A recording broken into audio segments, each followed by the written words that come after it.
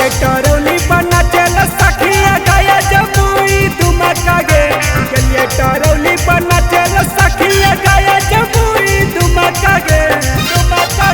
मरलिए ऐसन ठुमका गे गिरी गेलै काने के झुमका गे मरलिए ऐसन ठुमका गे गिरी गेलै काने के झुमका गे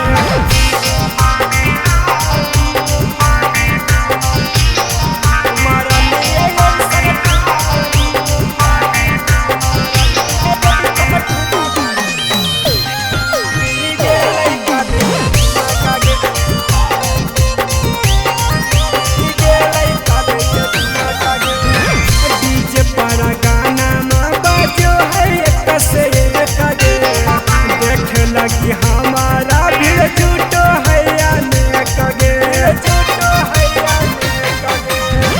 डीजे पर गाना माँ बाजो है एक से एक गे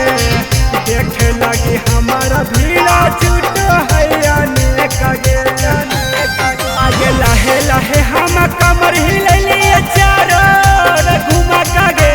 लहे लहे हम कमर हिलैलिए चारों घुमा गे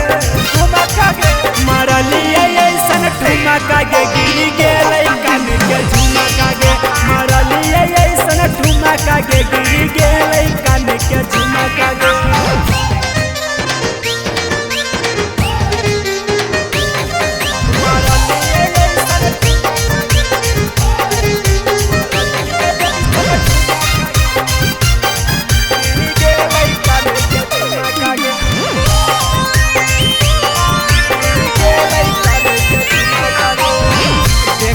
के होई गेलै सब लोग दीवाना गे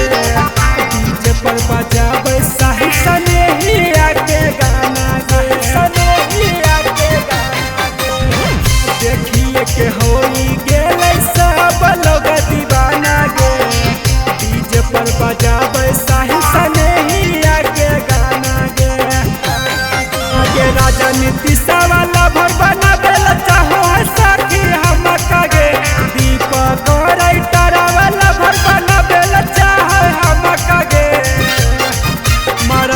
ठुमका गे गिरी गेलै काने के झुमका गे मरलिए ऐसन ठुमका गे गिरी गेलै काने के झुमका गे सवेरा फिल्म्स रिकॉर्डिंग स्टूडियो शाहपुर चौक देवन बिघा।